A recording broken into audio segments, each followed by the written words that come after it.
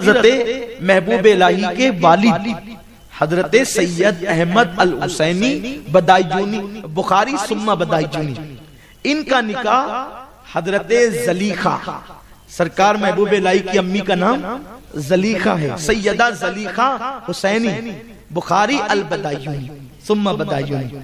तो इन दोनों का निकाह हुआ और सफर की 27 तारीख को विलादत हुई चाश्त के वक्त हजरत महबूब इलाही की।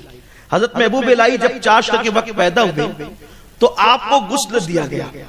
मैंने पहले ही कहा कि कुछ औलिया ऐसे होते हैं जो गुनाह करने के बाद तौबा करते हैं फिर वली बनते हैं, लेकिन मां के पेट से वली बनकर दुनिया में आते हैं। तो हजरत महबूब इलाही को जब गुस्ल दिया गया तो गुस्ल जिस वक्त दाई दे रही थी वहां पर एक मरीजा औरत भी मौजूद थी।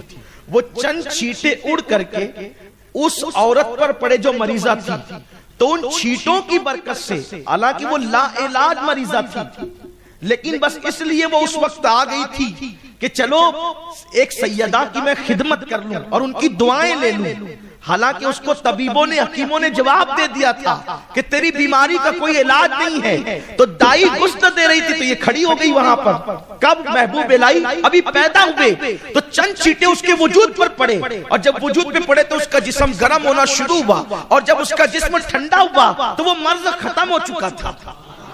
उसके बाद से हजरत महबूब इलाही के यहाँ फिर ये रस्म हो गई कि जिस दिन महबूब इलाही की विलादत का दिन आता, हजरत महबूब इलाही गुस्ल करते और वो गुस्ल का पानी मरीजों में तकसीम किया जाता, और जो मरीज भी लेकर के जाता अल्लाह उसको शिफा अता फरमाता।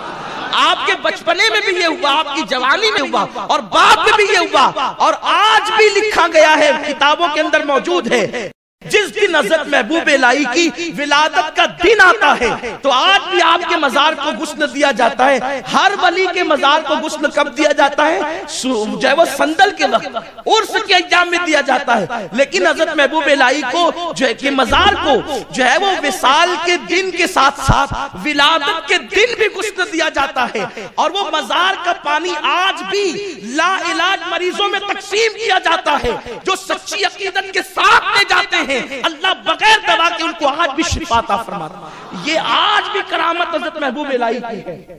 अल्हम्दुलिल्लाह मैंने भी उसमें शिरकत की है। 27 सफरुल मुजफ्फर को एक दिन ऐसे ही हो गया कि हर साल उर्स आला हजरत में हाजिरी होती है, तो सैयदी आला हजरत की बारगाह में गया, और मैं जब भी दिल्ली जाता हूं तो अपने ऊपर लाजिम कर लिया कि हम लोग जो है वो महबूब साहब के यहाँ जाते हैं, और जब जाते हैं ना तो एक अजीब ही कैफियत और अजीब ही नवाजने का अंदाज होता है। जब गए, कभी एक मर्तबा हम लोग गए थे तो जो है वो हमारे हाफिज साहब, बिरादर गिरामी हाफिज मकसूद अशरफ साहब, हाफिज गुफरान साहब और जमील भाई साहब, कारी साहब भी थे, कारी अब्दुल सलाम साहब, हम लोग रात को दिल्ली रुके। हम लोगों को बदायूं ही जाना था, शायद बदायूं जाना था और दिल्ली रुके थे, तो हमारे रशीफ वगैरह का सफर था। रात को मैंने कहा यार एक काम करते हैं, अभी आए लाज में पड़े रहने से अच्छा है कि महबूब के कदमों में पड़े जाए। यकीन जाने फिर वहां जो हुआ कुछ न पूछे, राज़े खिलवते जाना लब पे आ नहीं सकते, बस बात इतनी है। उनके बड़े करम है, बड़ी इनायतें। तो एक मर्तबा सरकार महबूब इलाही की बारगाह में गया तो देखा कि पूरा हरम सजाया जा रहा है। तो उस वक्त तो मुझे नहीं पता था, आपकी जिंदगी के वाकयात पढ़ रखे थे, लेकिन ध्यान में नहीं था कि विलादत किस तारीख को हुई। तो मैंने वहां के खुद्दाम से पूछा कि ये सजावट कैसी, तो कहा कि ये आज 27 सफर है ना, हजरत की विलादत का दिन है। तो फिर मुझे वो वाकया याद आया कि अरे आज तो गुस्ल होता है, और हजरत के दौर से ये चला आ रहा है कि हजरत का पानी जो है वो लाइलाज मर्ज के लिए शिफा है। फिर मैं वहां रुका और अल्हम्दुलिल्लाह फिर उसकी बरकतें मैंने हासिल की। और वो रस्म अब पता नहीं खुदाम करते या नहीं करते, ये तकरीबन फिर भी मेरे ख्याल से 10 साल पहले की बात है। मुझे नहीं लगता कि बंद हो गई होगी, क्योंकि आमतौर पे जो आस्थाने के खुदाम होते हैं वो लोग जल्दी से कोई रस्म बंद नहीं करते। तो अगर अब भी कोई मरीज हो तो आप उसको ये मशवरा दे सकते हैं, क्योंकि ये आपकी विलादत से चला रहा है। और आप गौर कर सकते हैं कि हमारे औलिया किस कदर बरगजीदा, किस कदर अजीम तरीन है कि उनके जिस्म से लगा हुआ पानी जब लोगों के लिए शिफा का जरिया बन जाता है। अच्छा, ये बात आप कोई कहे कि भाई हदीस से साबित करो कि हदीस में कहा है कि ऐसा है, तो अल्हम्दुलिल्लाह हम हदीस भी पढ़ सकते हैं। हदीस में भी आया है तबर्रुकात शिफा का जरिया, ये हदीस में भी आया है। अल्लाह वालों के तबर्रुकात से शिफा मिलती है, हदीस पाक में मौजूद है ये। और आप नहीं उठा करके देखे, मैंने मिलाद के मौके बयान किया था कि जब सरकार ने हज के मौके पर और उम्रा के मौके पर अपने जुल्फे मुबारक को जो है वो का हलक कराया, तो सहाबा ने वो जुल्फे तकसीम कर ली और वही जुल्फ हज़रत उम्मे सलमा भी लेकर आई। तो सरकार ने मुस्कुराते पूछा कि तुम इसका क्या करोगी? तो उन्होंने अर्ज किया, या रसूल अल्लाह, लोग मेरे पास आते हैं, मेरी बच्ची बीमार है, मेरा ऊंट बीमार है, मेरी बकरी बीमार है, तो आज मुझे उसका इलाज मिल गया।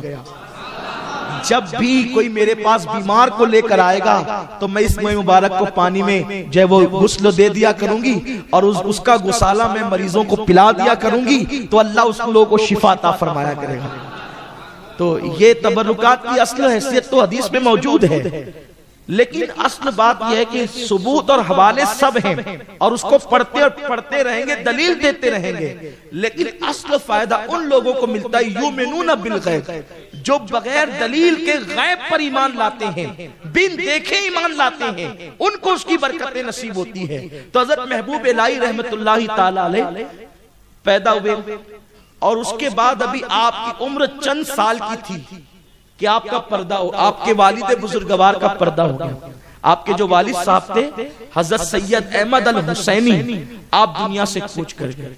तो अब चूंकि आप बादशाह के काजी थे तो मालो दौलत बहुत ज्यादा थी घर में और बचपना बड़ी शान से गुजरा, लेकिन जैसे ही विसाल हुआ आपके वालिद बुजुर्गवार का, आपकी उम्र उस वक्त तो बहुत छोटी थी, 7-8 साल या 10 साल की उम्र के थे। मुख्तलिफ लोगों ने मुख्तलिफ सना लिखा है, लेकिन 10 साल से ज्यादा किसी ने नहीं लिखा है। तो उस छोटी सी उम्र में जब आप यतीम हो गए और आपके वालिद का पर्दा हो गया, तो जो दौलत थी और जो रकम आती थी वो तो सब फिर खत्म हो गई और अब आपके गुर्बत के अय्याम शुरू हो गए।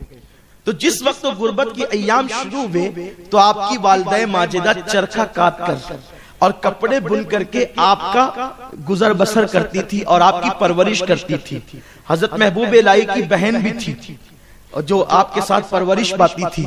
हजरत महबूब इलाही फरमाते, मेरी माँ इतनी मुत्तकी थी हजरत सैयदा जुलेखा के जिस दिन फाके का दिन होता उस दिन मेरी माँ ये नहीं कहती कि बेटा हमको फाका करना है, बल्कि जब फाके का दिन होता तो मेरी माँ कहती, बेटा आज हम अल्लाह के मेहमान हैं।